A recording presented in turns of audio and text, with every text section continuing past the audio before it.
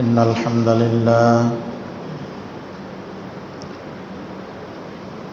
نحمده ونستعينه ونستغفره ونؤمن به ونتوكل عليه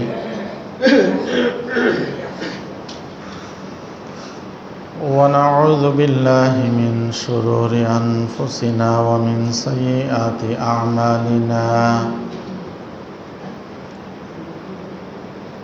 من يهد الله فلا مضل له ومن يضلله فلا هادي له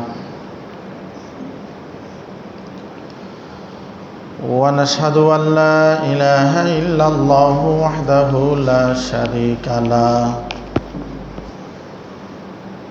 ونشهد أن سيدنا وحبيبنا ومولانا محمدا عبده ورسوله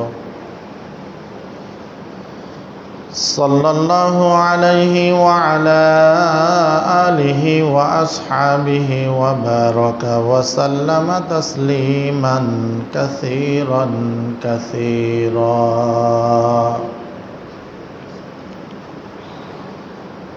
أما بعد فأعوذ بالله من الشيطان الرجيم بسم الله الرحمن الرحيم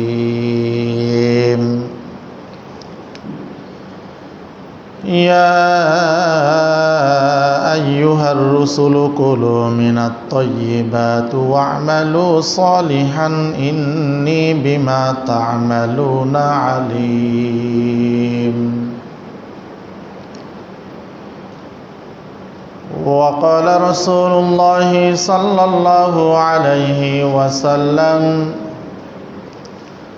لا يدخل الجنة جسد غزي بالحرام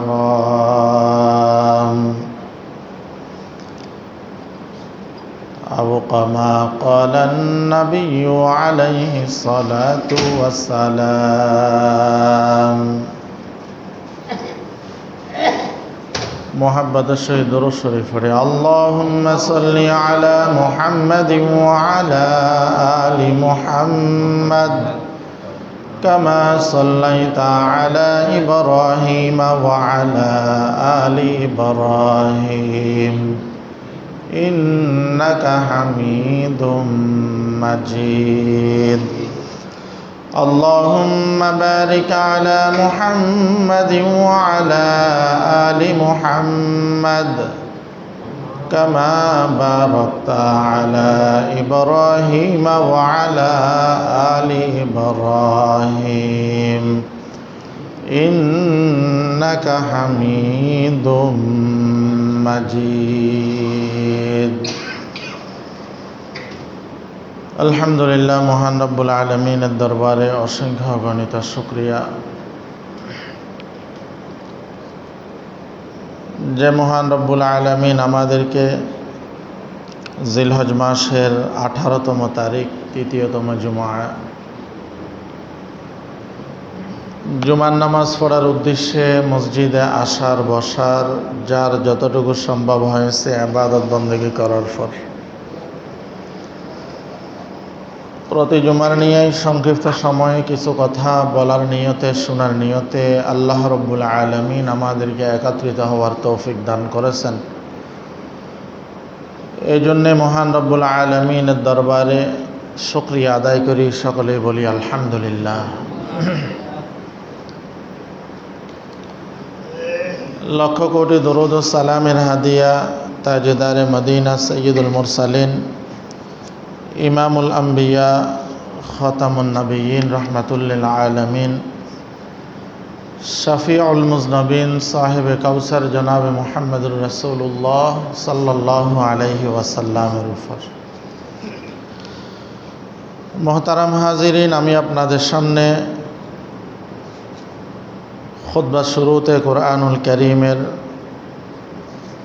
সূরা মুমিনুনের 51 নম্বর আয়াতে কারিমা তেলাওয়াত করেছি এবং রাসূলুল্লাহ সাল্লাল্লাহু আলাইহি ওয়াসাল্লামের অসংখ্য অগণিত অমীয় বাণী থেকে ছোট্ট একটি বাণী তেলাওয়াত করেছি। আল্লাহ রব্বুল আলামিন তৌফিক দান করলে কোরআন এবং হাদিসের আলোকে হালাল খাবারের গুরুত্ব এবং হারামের ভয়াবহ পরিণতি সম্পর্কে কিছু আলোচনা করার নিয়ত করেছি। ওমা তৌফিক ইল্লা বিল্লাহ।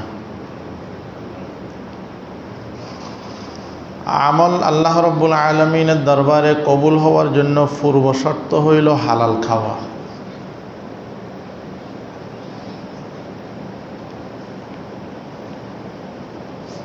আল্লাহ রব্বুল আলামিনের দরবারে দোয়া কবুলের জন্য যতগুলো শর্ত আছে, সমস্ত শর্তের মধ্যে গুরুত্বপূর্ণ একটা শর্তের নাম হইল আল্লাহর দরবারে যদি দোয়া কবুল হইতে হয় তাহলে আমাদের খাবার হালাল হইতে হবে।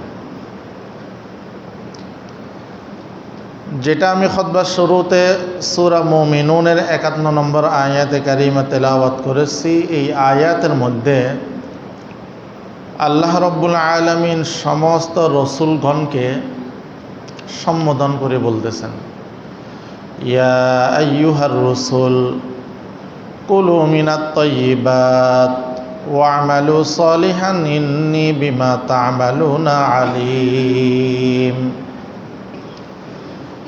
এই আয়াতের মধ্যে আল্লাহ রব্বুল আলামিন প্রথমত দুইটা বিষয় আলোচনা করেছেন। এক নম্বর আলোচনা করেছেন কুলু মিনাত তাইয়্যিবাত, পবিত্র বস্তু আহার করো। রসুলগণকে আল্লাহ রব্বুল আলামিন বলতেছেন, হে রসুলগণ, পবিত্র বস্তু আহার করো। দুই নম্বরে বলেছেন ওয়া'মালু সলিহা, দুই নম্বরে বলেছেন এবং নেক আমল করো। এক নম্বরে বলেছেন হালাল খাও, পবিত্র খাবার খাও, আর দুই নম্বরে বলেছেন নেক আমল করো। তো এইখানে আমরা যেটা বুঝলাম সেটি হলো নেক আমল আল্লাহ রব্বুল আলামিনের দরবারে কবুল হওয়ার জন্য পবিত্র বস্তু আহার করা এটা শর্ত, নতবা আল্লাহ রব্বুল আলামিনের দরবারে আমাদের কোনো নেক আমল কি হবে না, কবুল হবে না। নবীজি সাল্লাল্লাহু আলাইহি ওয়াসাল্লাম হাদিসের মধ্যে বলেন, পবিত্র এবং হালাল বস্তু তালাশ করা এটাকেও ফরজ বলেছেন। ওয়াকালান নাবিয়্যু সাল্লাল্লাহু আলাইহি ওয়াসাল্লাম তলাবু কসবিল হালাল ফরিদাতুন বাদাল ফারিদা।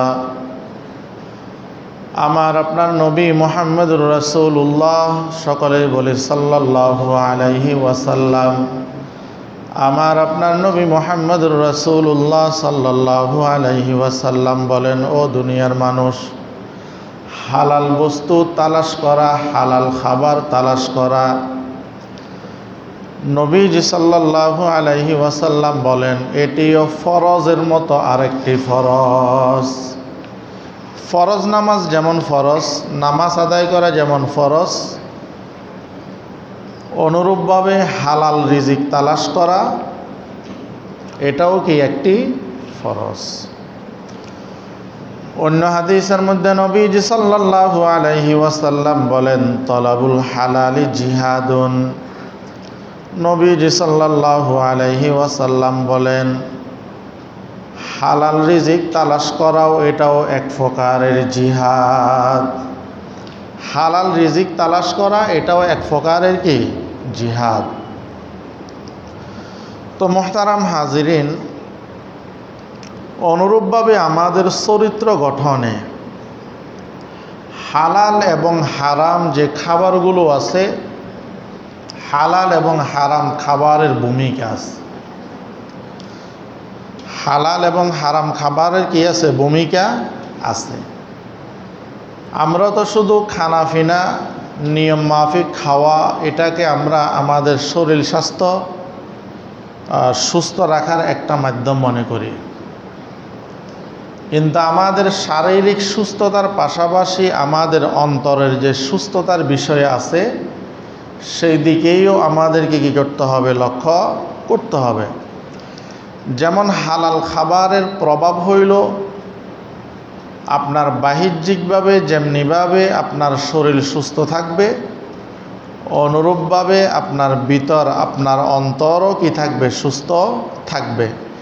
কারণ হালাল খাবার মানুষকে নেক আমলের দিকে উদ্বুদ্ধ করে, আর হারাম খাবার মানুষকে গুনাহের প্রতি উদ্বুদ্ধ করে। হালাল খাবারের মাধ্যমে মানুষের অন্তরে নূর সৃষ্টি হয়, আর হারাম খাবারের মাধ্যমে মানুষের অন্তরে নেফাক সৃষ্টি হয়।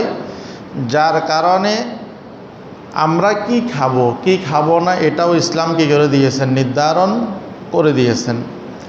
আমরা কিভাবে ইনকাম করব, কিভাবে খরচ করব, এটাও ইসলাম কি করছেন, নির্ধারণ করে দিয়েছেন। যেমন হাদিসের মধ্যে আসছে, কিয়ামতের কঠিন ময়দানে 5টি প্রশ্নের উত্তর দেওয়া ব্যতীত কোনো মানুষ এক কদম সামনেও যেতে পারবে না, এক কদম পিছনেও যেতে পারবে না। তন্মধ্য হতে একটি প্রশ্ন থাকবে, আপনি কিভাবে টাকা পয়সা ইনকাম করছেন। আরেকটি প্রশ্ন থাকবে, আপনি যে ইনকাম করছেন, অর্থ সম্পদ যোগাইছেন, এইগুলো কিভাবে আপনি ব্যবহার করেছেন, কিভাবে আপনি ব্যবহার করেছেন। এই জন্য মোহতারাম হাজিরিন, হালাল খাবারের যেমনিভাবে সুস্থতার বিষয় আছে, অনুরূপভাবে আমাদের অন্তরের সাথেও এই হালাল খাবার হারাম খাবারের একটা কি আছে, সম্পর্ক আছে। যেমন আল্লাহ তাআলা হিংস্র পশু পাখির গোশত আমাদেরকে খেতে নিষেধ করেছেন। কেন খেতে নিষেধ করেছেন? ওলামায়ে কেরাম বলেন, এই হিংস্র পশু পাখির গোশত যদি আপনি ভক্ষণ করেন, তো ভক্ষণকারীর মধ্যেও হিংস্রতা চলে আসতে পারে, ভক্ষণকারীর মধ্যেও হিংস্রতা চলে আসতে পারে। এই জন্য আল্লাহ রব্বুল আলামিন হিংস্র আপনার পশু পাখির গোশতকে কী করছেন, খাইতে নিষেধ করেছেন। যেমন বনের হরিণ, এটা আমাদের জন্য হালাল। বাঘ ভাল্লুক এইগুলো আমাদের জন্য কি, হারাম। কেন? এইগুলোর মধ্যে হিংস্রতা আছে। অতএব এইগুলো যদি আমরা খাই, আমাদের মধ্যে এইগুলার প্রভাব পড়ার সম্ভাবনা আছে। এই জন্য আল্লাহ তাআলা এগুলো আমাদের জন্য হারাম করেছেন। অনুরূপভাবে বক এবং কবুতর এগুলো আমাদের জন্য হালাল করেছেন। কাক এবং চিল এগুলো আল্লাহ তাআলা কী করছেন, হারাম করেছেন। এই ধরনের আরও অনেক আছে, তো বোঝার জন্য এখানে কয়েকটা বিষয় আমরা নিয়ে আসলাম। অনুরূপভাবে সমুদ্রের মাছ, পুকুরের মাছ আমাদের জন্য আল্লাহ রব্বুল আলামিন হালাল করেছেন। কুমির খাওয়া আল্লাহ রব্বুল আলামিন আমাদের জন্য হারাম করেছেন, কারণ কুমিরের মধ্যে হিংস্রতা আছে। যেমন গত কয়েকদিন আগের ঘটনা, একটা মাজারের পুকুরের মধ্যে একটা মেয়েকে একটা কুমির কী করছে, খেয়ে ফেলছে। তো পরবর্তী সময়ে ওই পুকুর থেকে কুমিরটাকে অন্য জায়গায় সরিয়ে নিয়ে গেছে। হয়তো এই কুমিরের কারণে মাজারের খাদেম যারা আছেন, এদের ব্যবসা বাণিজ্যের মধ্যে দশ পড়ার কারণে এরা ওই কুমিরটা আবার ফিরিয়ে আনার জন্য যত ধরনের পথ আছে ওই পথগুলো অবলম্বন করার জন্য চেষ্টা করতেছে। তো হালাল খাবারের প্রভাবও আছে, হারাম খাবারের কিও আছে, প্রভাবও আছে। এই জন্য আল্লাহ তাআলা নবীদেরকে বলেছেন, কুলু মিনাত তাইয়্যিবাত ওয়া'মালু সলিহা। হে রসুলগণ, আপনারা পবিত্র বস্তু খান এবং নেক আমল করেন। কারণ নেক আমল কবুল হওয়ার জন্য যে শর্ত, সেটা হইল আপনার খাওয়াটা হালাল হইতে হবে। আপনার খাওয়াটা কি হইতে হবে, হালাল হইতে হবে। ইমাম শাফিঈ রহমতুল্লাহি আলাই, যিনি ইমাম মালিক রহমতুল্লাহি আলাইহির ছাত্র ছিল, একদিন ইমাম মালিক রহমতুল্লাহি আলাইহির বাড়িতে ছাত্র কি করছেন, ওস্তাদের বাড়িতে ছাত্র বেড়াইতে গেছে, মেহমান হয়েছে। তো অনেক সময় ছাত্র যদি ভালো হয়, মেধাবী হয়, আদবওয়ালা হয়, তখন শিক্ষক তার পরিবারের মধ্যে ওই ছাত্রের কি করে, প্রশংসা করে। ছাত্রের কি করে, প্রশংসা করে। তো ইমাম মালিক রহমতুল্লাহি আলাই নিজের ছাত্র সম্পর্কে অনেক প্রশংসা করলেন। ইমাম মালিক রহমতুল্লাহি আলাইহির কয়েকজন কন্যা ছিল, তারাও আলেমা এবং তারা ফকিহ ছিলেন। তো ওনারা চিন্তা করলেন, আমার বাবার একজন ছাত্র, ভালো একজন আলেম যেহেতু আমাদের বাড়িতে মেহমান হয়ে আসছেন, আমরা ওনার জন্য খানা পিনার অনেক ব্যবস্থা করলাম। রাত্রে উঠে তাহাজ্জুদ পড়ার জন্য জায়নামাজও রেখে দিয়েছেন, ওযু করার জন্য পানিও দিয়েছেন। ইমাম মালিক রহমতুল্লাহি আলাইহির ছাত্র ইমাম শাফি রহমতুল্লাহি আলাই, উনি কী করছেন, কয়েকজনের জন্য যে খাবারগুলো তৈরি করে দস্তরখানের মধ্যে রেখেছে, সবগুলো খাবার উনি একাই খেয়ে ফেললেন। এরপরে জায়নামাজের জায়গায় জায়নামাজ রয়ে গেল, অজুর পানি যে জায়গায় রাখছে অজুর পানির জায়গায় রয়ে গেল। ফজরের পরে যখন বাবা আসছেন, ইমাম মালিক রহমতুল্লাহি আলাই আসছেন, মেয়েরা বাবাকে প্রশ্ন করতেছেন, বাবা আপনি তো বলেছেন আপনার ছাত্রটা অনেক মুআদ্দব, আদবওয়ালা, ফরহেজগার, মুত্তাকি, কিন্তু আমরা কয়েকটা বিষয় লক্ষ্য করলাম, আপনার ছাত্রকে যখন আমরা অনেকজনের খাবার একত্রিত করে দিয়েছি, সবগুলো খাবার আপনার ছাত্র খেয়ে ফেলছে। অজুর জন্য পানি রাখলাম, পানিগুলো ধরে নাই। জায়নামাজের মধ্যে তাহাজ্জুদ পড়ার জন্য জায়নামাজ রেখেছি, জায়নামাজের জায়গায় রয়ে গেল, আপনার ছাত্র তাহাজ্জুদও পড়ে নাই। এখন ইমাম মালিক রহমতুল্লাহি আলাইহি চিন্তিত হয়ে গেলেন, হায়রে, আমার ছাত্র সম্পর্কে আমি প্রশংসা করলাম, এখন আমার মেয়েরা দেখতেছি আমার ছাত্র সম্পর্কে অহেতুক অনেকগুলো বিষয় মন্তব্য করতেছে।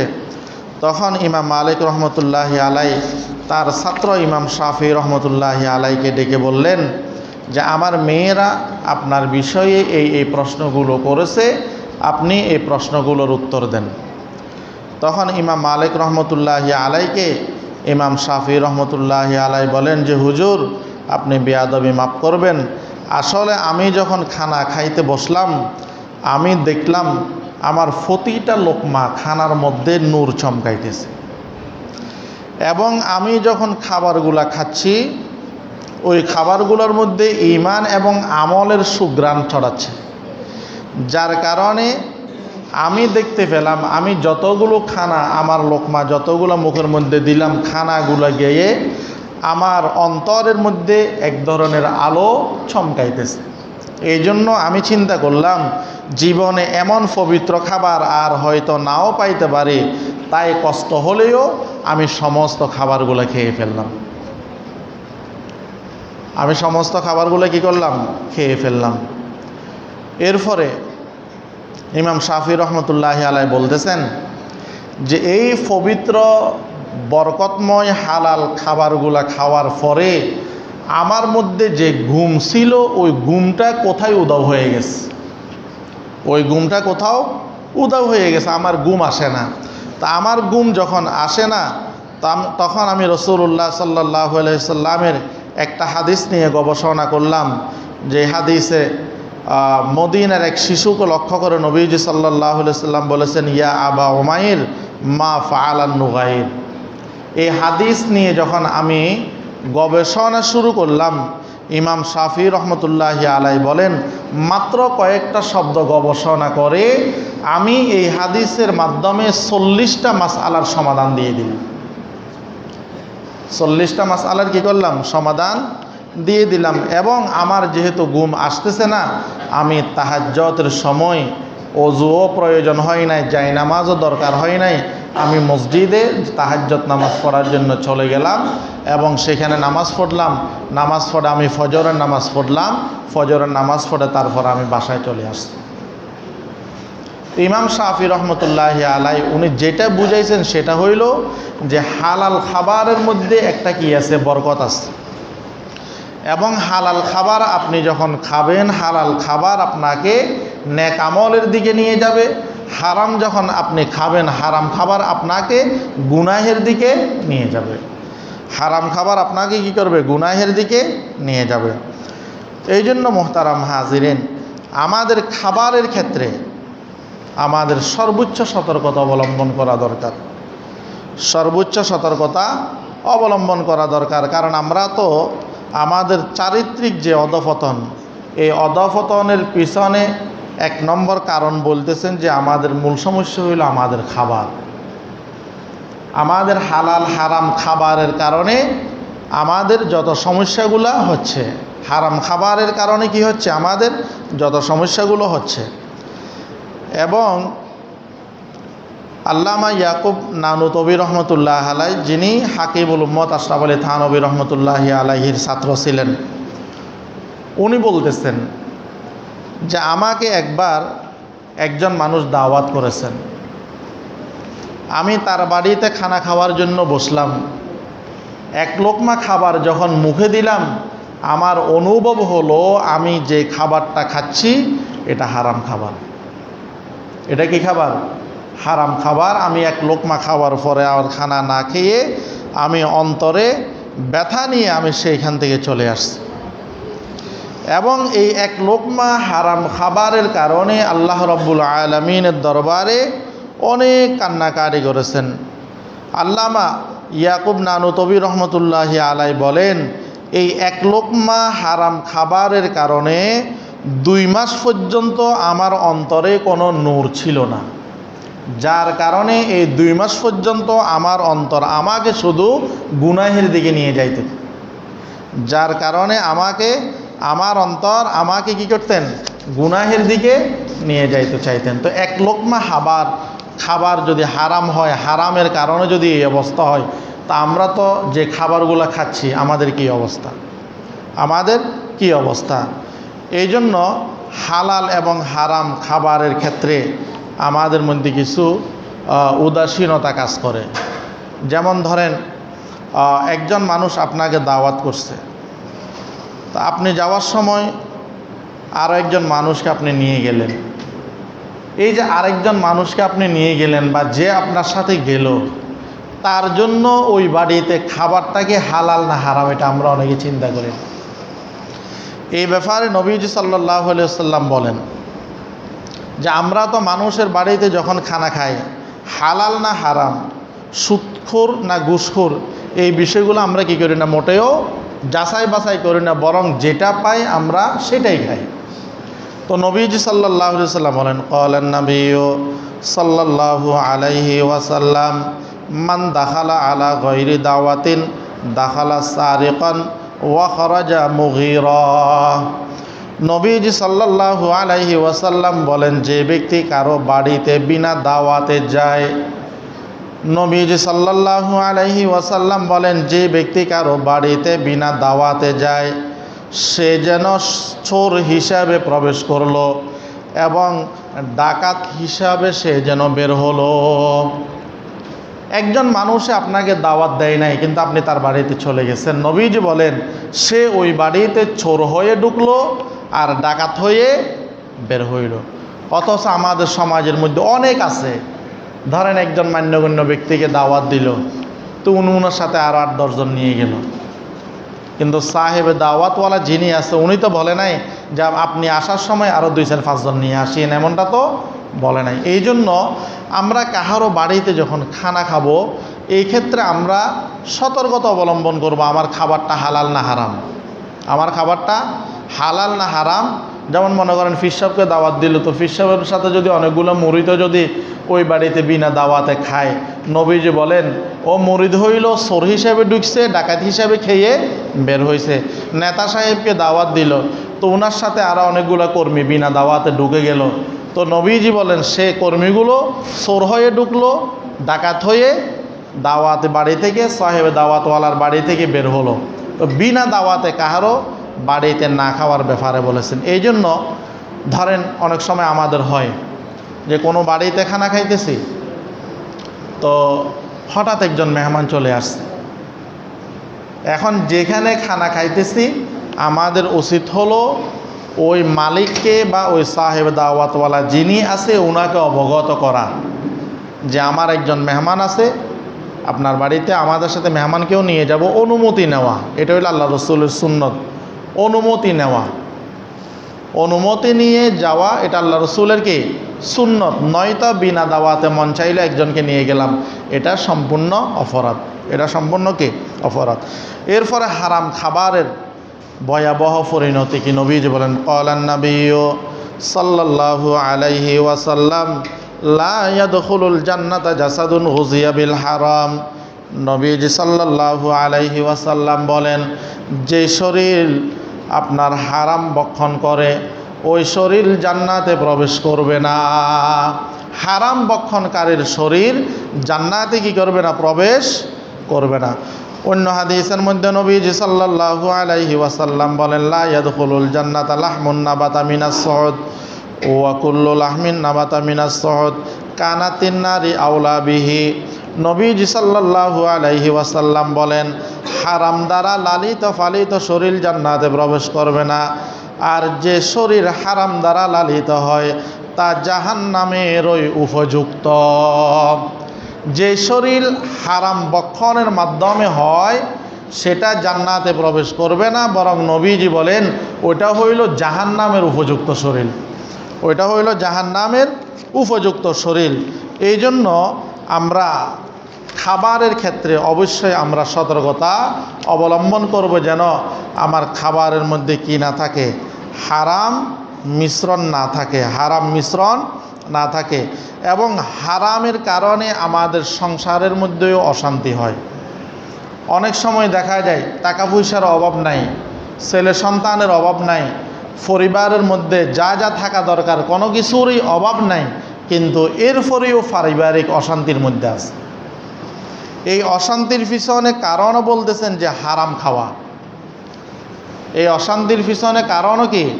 হারামের কারণে আমাদের পরিবারের মধ্যে অশান্তি সৃষ্টি হয়, নিজেদের মধ্যে, ভাই ভাইয়ের মধ্যে, বাবা সন্তানের মধ্যে, বউ শাশুড়ির মধ্যে, ইত্যাদি ইত্যাদি। এক কথায় ঘরের মধ্যে অনেক সময় হারাম খানার কারণে আমাদের পরিবারগুলোর মধ্যে বিভিন্ন কি হয়? আপনার অশান্তি তৈরি হয়।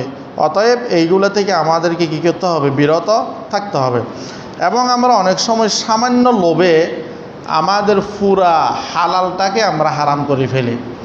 যেমন আমাদের সমাজের মধ্যে একটা প্রবাদ বাক্য আছে যে 1 মণ দুধের মধ্যে যদি 1 ফোঁটা সোনা পড়ে তো 1 মণ দুধ কী হয়ে যায়? নষ্ট হয়ে যায়, হারাম হয়ে যায়। অনুরূপভাবে আপনার হালালের সাথে যখন আপনার হারাম মিশ্রণ হয়ে যায় তো আপনার কি হয়ে যাবে? তখন হালালটাও হারামের সাথে মিশ্রণের কারণে আপনার অনেক সময় হালালটাও কি হয়ে যায়? হারামে পরিণত হয়ে যায়। হযরত আব্দুল্লাহ ইবনে মুবারক রহমতুল্লাহি আলাই, যিনি যোগশ্রেষ্ঠ একজন ফকিহ এবং মুহাদ্দিস ছিলেন, ওনার নাম হইল আব্দুল্লাহ, বাবার নাম হইল মুবারক রহমতুল্লাহি আলাই, যাকে আমিরুল মুমিনিন ফিল হাদিস উপাধি দেওয়া হয়েছিল, যিনি একজন আদর্শবান বাবার হাত ধরেই এই উচ্চ মাকামের অধিকারী হয়েছেন। তো মুবারক রহমতুল্লাহি আলাই এমন কি আমল করছেন, এমন কি বৈশিষ্ট্য তার মধ্যে ছিল যার কারণে তার ছেলে আব্দুল্লাহ রহমতুল্লাহি আলাই যোগশ্রেষ্ঠ একজন মুহাদ্দিস হয়েছেন। কিতাবের মধ্যে আসছে মুবারক রহমতুল্লাহি আলাই উনি কোনো একটা বাগানের মধ্যে কী করতেন? কাজ করতেন।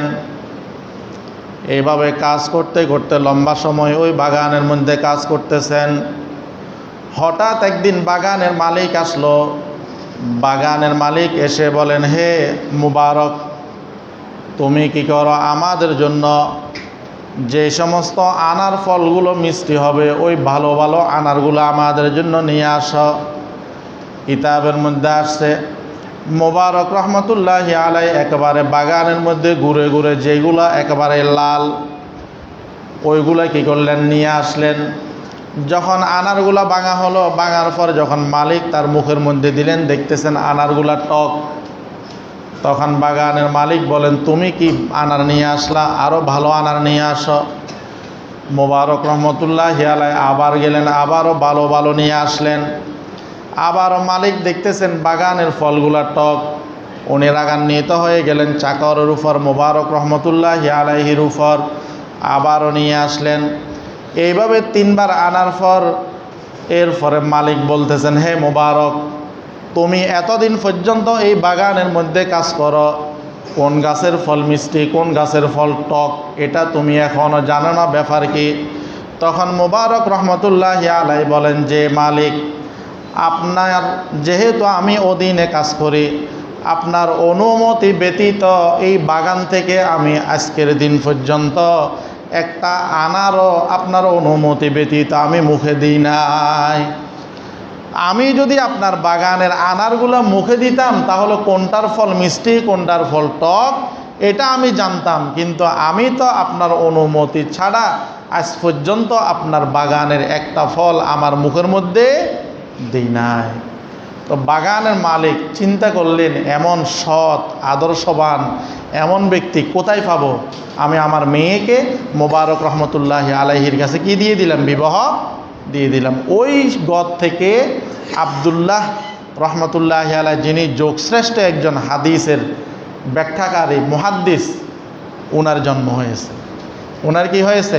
জন্ম হয়েছে। এই জন্য হালালের মধ্যে বরকত আছে এবং হালালের মাধ্যমে আপনার পরিবারের মধ্যে শান্তি আসবে। হালালের মাধ্যমে আপনার পরিবারের সদস্যগুলোর মধ্যে মিল মোহাব্বত আসবে। হালালের মাধ্যমে আপনার পরিবার থেকে অশান্তিগুলো দূর হয়ে যাবে। এই হালালের মাধ্যমে আপনার পরিবারের লোকগুলো নেক কাজের প্রতি উদ্বুদ্ধ হবে, গুনাহের কাজ থেকে বিরত থাকার জন্য চেষ্টা করবেন। এই জন্য আল্লাহ রব্বুল আলামিন নবীদেরকে বলেন, ইয়া আইয়ুহার রাসূল কুলু মিনাত তাইয়্যিবাত ওয়া'মালু সলিহা। হে রসুলগণ, পবিত্র বস্তু আহার করেন এবং আপনি কি করেন? নেক আমল করেন।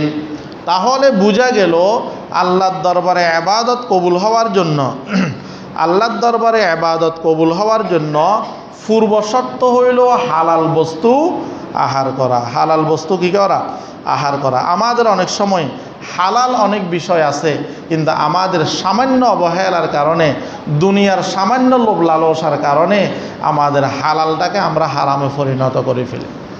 যেমন ব্যবসা, এটা হালাল এবং নবীজি সাল্লাল্লাহু আলাইহি ওয়াসাল্লাম বলেছেন ব্যবসার মাধ্যমে আল্লাহ তাআলা অনেক বরকত রেখেছেন। ব্যবসার মধ্যে আল্লাহ তাআলা কি করছেন? অনেক বরকত রাখছেন। এবং কেউ যদি পয়সাওয়ালা হইতে চায় তাকে ব্যবসা করার জন্য বলেছেন, কিন্তু ওই ব্যবসা এটাকে আমরা আমাদের সামান্য দুনিয়ার লোভের কারণে 2 নম্বর মালকে আমরা কসম খেয়ে 1 নম্বর মাল হিসেবে বিক্রি করার কারণে আমার হালাল ব্যবসাটা কি হয়ে যাইতেছে? হারামে পরিণত হয়ে যাইতেছে। অথচ নবীজি সাল্লাল্লাহু আলাইহি ওয়াসাল্লাম বলেন, আত-তাজিরুস সুদুকুল আমিন মা'আন নাবিয়্যিন ওয়াস সিদ্দিকিন ওয়াস শুহাদা। সৎ এবং আমানতদার ব্যবসায়ী যারা আছে, নবীজি সাল্লাল্লাহু আলাইহি ওয়াসাল্লাম বলেন কিয়ামতের দিন এদের হাসর হবে নবীদের সাথে, এদের হাসর হবে সিদ্দিকদের সাথে এবং এদের হাসর হবে শহীদ যারা আছে এদের সাথে। এই জন্য ব্যবসায়ী যারা আছে আমাদেরকে সততার সহিত, আমানতদারিতার সহিত আমাদেরকে কী করতে হবে? ব্যবসা করতে হবে। ইমাম আজম আবু হানিফা রহমতুল্লাহি আলাই উনি আরেকজনের সাথে যৌথ ব্যবসা করতেন। কিতাবের মধ্যে আসছে যে মালগুলা বিক্রি করার জন্য তার সাথীকে দিয়েছেন, ওই মালগুলার মধ্যে কিছু ত্রুটি ছিল। ইমাম আজম আবু হানিফা রহমতুল্লাহি আলাই বলেন, এই মালগুলা যখন বিক্রি করবে, বিক্রি করার সময় তার মধ্যে যে দোষগুলো আছে ওই দোষগুলো ক্রেতাকে তুমি বলে দিবে। এরপরে ক্রেতার যদি পছন্দ হয় ক্রেতা ওই মালটা কিনবে। কিন্তু যৌথ ব্যবসায়ীর আরেকজন যে আছে সে মালগুলা বিক্রি করার সময় বলে নাই যে এই মালের মধ্যে এই সমস্যা আছে, এটা বলে নাই, বরং সবগুলো মাল বিক্রি করে দিলেন। ইমাম আজম আবু হানিফা রহমতুল্লাহি আলাইহির কাছে যখন ওই লোক টাকা নিয়ে আসছে, বলেন তুমি মালের দোষগুণ বর্ণনা করছো? বলেন না, আমি তো সেটা বলি নাই। তখন ইমাম আজম আবু হানিফা রহমতুল্লাহি আলাই কিতাবের মধ্যে আসছে প্রায় 30,000 দেরহাম, প্রায় 30,000 দেরহাম ওইগুলো আল্লাহ তাআলার রাস্তায় সদকা করে দিয়েছে। ওইগুলো আল্লাহ তাআলার রাস্তায় কী করছেন? সদকা করে দিয়েছেন। এবং শরিকদার যে ছিল, যৌথ ব্যবসার আরেকজন অংশীদার যে ছিল, তাকেও তার অংশীদারিত্ব থেকে বের করে দিয়েছেন। কিতাবের মধ্যে আরও একটা ঘটনা আসছে। ইমাম আজম আবু হানিফা রহমতুল্লাহি আলাই কাপড়ের ব্যবসা করতেন। একদিন যখন আকাশের মধ্যে মেঘ, ইমাম আজম আবু হানিফা রহমতুল্লাহ আলাই কী করলেন? দোকান বন্ধ করে ফেলতেছেন। আরেকজন বলতেছেন দোকান কেন বন্ধ করতেছেন? তো ইমাম আজম আবু হানিফা রহমতুল্লাহ আলাই বলেন, আকাশের মধ্যে যেহেতু মেঘ, কিছুটা অন্ধকার হয়ে গেছে, এখন যদি আমার দোকানে কোনো ক্রেতা আসে তো ওই লোকটা ধোঁকা খাওয়ার সম্ভাবনা আছে। এই জন্য আমি দোকান কী করে দিচ্ছি? বন্ধ করে দিচ্ছি, যেমন দোকান না খায়। আর বর্তমান অবস্থা হইল, আপনি মাছ বাজারে যান, মানে এমন লাইট লাগাইছে মাছের কালার পর্যন্ত পরিবর্তন হয়ে গেছে। ফল দোকানে যান, এমন এমন লাইট ব্যবহার করে, মানে আপনি ওই দোকান থেকে ফল না কিনে কোনো উপায় নেই। আর কাপড়ের দোকানে গেলেও তো সেটা বলাও রাখে না, মানে কাপড়ের কালার পর্যন্ত পরিবর্তন হয়ে যায়। এইগুলো হইল ক্রেতার সাথে ধোঁকা, এইগুলো হইল ক্রেতার সাথে ধোঁকা। আর নবীজি বলেন, মান গস্সা ফালাইসা মিন্না, যে মানুষকে ধোঁকা দেয় সে আমার উম্মত, যে মানুষকে ধোঁকা দেয় সে আমার কি নয়? উম্মত নয়। অতএব সম্মানিত হাজিরিন, হালাল খাবো, হালাল উপার্জন করব, হারাম থেকে আমরা কি থাকব? বিরত থাকব। হারামের দ্বারায় আরেকজন তেল ব্যবসায়ীর ঘটনা শুনেন। উনি এক জায়গা থেকে তেল কিনে আনছেন। এখন তেলগুলো আনার পর উনি দেখলেন তেলের মধ্যে ইঁদুর পড়ে আছে। যেমন অনেক সময় ভোক্তাধিকারের অনেকগুলো লোক যখন বিভিন্ন খাবারের দোকানে অভিযান চালায়, তো মিষ্টির দোকানে দেখা যায় বড় বড় ইঁদুর মিষ্টির মধ্যে পড়ে আছে। এখন তেল ব্যবসায়ী চিন্তা করলেন, এই তেলগুলো যদি, এগুলো তো নাফাক হয়ে গেছে, হারাম হয়ে গেছে, এগুলো আমি বিক্রি করলে মানুষ হারাম খাবে। আবার এই তেলগুলো যার থেকে আনলাম তার কাছেও যদি পাঠাই দিই, তো তেল থেকে ইঁদুরটা সরায় ও নাফাক হারাম তেলটা অন্যের কাছে বিক্রি করবে, অন্য হারাম খাবে। এই জন্য ওই ব্যক্তি তেল ব্যবসায়ী কী করছেন? সমস্ত তেল, প্রায় 40,000 দেরহামের তেল তৎকালীন সময়ের, উনি সমস্ত তেলগুলো সাগরের মধ্যে ফেলে দিয়েছেন। কেন? যে আমি হারাম এই তেল, নাফাক এই তেল আমি কাউকে খাওয়াইয়া তার ঈমানের আলো দুর্বল করতে চাই না, তার ঈমানের আলো দুর্বল করতে কি চাই না। এই জন্য মোহতারাম হাজিরিন, হারামের মাধ্যমে দুনিয়া আখিরাত উভয় জাহানে আমাদের ক্ষতি আছে। যেমন দুনিয়ায় আমাদের ক্ষতি কি? এক নম্বর ক্ষতি হলো আত্মার শান্তি নষ্ট হয়ে যায়। আমাদের অন্তরের যে একটা প্রশান্তি আছে, হারাম যখন আপনি খাইবেন, তো এই আত্মার যে একটা শান্তি আছে, ওই শান্তিটা কি হয়ে যায়? নষ্ট হয়ে যায়। দুই নম্বর, যারা হারাম খায় এদের অন্তর থেকে ইবাদত বন্দেগীর মজা দূর হয়ে যায়। এদের অন্তর থেকে ইবাদত বন্দেগীর মজা কি হয়ে যায়? দূর হয়ে যায়। তিন নম্বর হলো অন্তরের নূর নষ্ট হয়ে যায়। আর চতুর্থ নম্বর হলো গুনাহের প্রতি আকর্ষণ বাড়ে। যারা হারাম খায় গুনাহের প্রতি আকর্ষণ বাড়ে। তো এই জন্য নবীজি সাল্লাল্লাহু আলাইহি ওয়াসাল্লাম আরেকটা হাদিসের মধ্যে বলেন, ক্বালান নবী সাল্লাল্লাহু আলাইহি ওয়াসাল্লাম, মান ইশতারা সাওবান বিআশারাতিন দারাহিম ওয়া ফীহি দিরহামুন হারাম লা ইয়াকবালিল্লাহু লাহু সালাতান মা দামা আলাই। নবীজি সাল্লাল্লাহু আলাইহি ওয়াসাল্লাম বলেন, কোনো একজন ব্যক্তি 10 দিরহাম দিয়ে একটা কাপড় কিনলো, ওই 10 দিরহামের মধ্যে যদি 1 দিরহাম যদি হারাম থাকে, নবীজি সাল্লাল্লাহু আলাইহি ওয়াসাল্লাম বলেন, ওই 1 দিরহাম হারাম মিশ্রিত 10 দিরহামের কাপড় গায়ে দিয়ে যতদিন পর্যন্ত নামাজ পড়বে, ততদিন পর্যন্ত ওই ব্যক্তির নামাজ আল্লাহর দরবারে কবুল হবে না। 10 দিরহাম দিয়ে কাপড় কিনলো, 10 টাকার মধ্যে 1 টাকা হইল হারাম। নবীজি বলেন, এই কাপড় পরিধান করে ও যতদিন পর্যন্ত নামাজ পড়বে, ইবাদত বন্দেগী করবে, ততদিন পর্যন্ত তার নামাজ ইবাদত বন্দেগী আল্লাহর দরবারে কবুল হবে না, আল্লাহর দরবারে কবুল হবে না। এই জন্য হারাম যারা খায় এদের দোয়াও আল্লাহ রাব্বুল আলামিনের দরবারে কবুল হয় না। ক্বালান নবী সাল্লাল্লাহু আলাইহি ওয়াসাল্লাম, রাজুলুন ইউতিলু সাফারা আশআতা আকবারা ইয়ামুদ্দু ইয়াদাইহি ইলাস সামা ইয়া রব্বি ইয়া রব্বি ওয়া মাতআমুহু হারাম ওয়া মাশরাবুহু হারাম ওয়া মালবাসুহু হারাম ওয়া গুযিয়া বিল হারাম ফাআন্না ইউস্তাজাবু লিযালিক। নবীজি সাল্লাল্লাহু আলাইহি ওয়াসাল্লাম বলেন, এক লোক দীর্ঘ সফর করে এলোমেলো চুল নিয়ে আকাশের দিকে 2 হাত উঠেই আল্লাহ রব্বুল আলামিনকে বলেন, ইয়া রব, হে আমার রব। ওই ব্যক্তি আল্লাহ রব্বুল আলামিনের দরবারে রব রব বলে দোয়া করতেছেন, অথচ নবীজি বলেন তার খানাও হারাম, তার পান করার বস্তুও হারাম, তার পোশাকও হারাম, তার শরীরটাও হারাম বক্ষণ করার কারণে হয়েছে। নবীজি সাল্লাল্লাহু আলাইহি ওয়াসাল্লাম বলেন, তাহলে তোমরা বলো ওই ব্যক্তির দোয়া আল্লাহ রব্বুল আলামিন কেমনে কবুল করবে?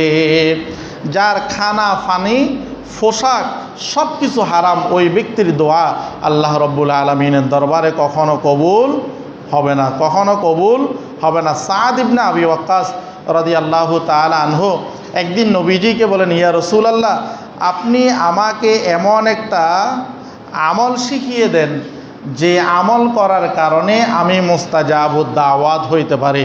মুস্তাজাবুদ দাওয়াত বলা হয় আল্লাহর দরবারে যেই দোয়া করবে ওই দোয়া আল্লাহ রব্বুল আলামিন অবশ্যই কবুল করবে। তো সাদ ইবনে আবি ওয়াক্কাস রাদিয়াল্লাহু তাআলা আনহু নবীজি সাল্লাল্লাহু আলাইহি ওয়াসাল্লামকে যখন বললেন, আপনি আমাকে এমন একটা আমল বলেন যে আমল বললে আল্লাহর দরবার আমি যেই দোয়া করব সেই দোয়া কবুল হবে, আপনি আমাকে একটা কি বলেন, আমলের কথা বলেন। তো নবীজি সাল্লাল্লাহু আলাইহি ওয়াসাল্লাম ওই ব্যক্তিকে বলেন যে তুমি তোমার সব খাবারগুলো কি খাও, হালাল খাবার খাও, আর এটা হইল আল্লাহ রব্বুল আলামিন তার বান্দার জন্য বহুত বড় একটা নিয়ামত।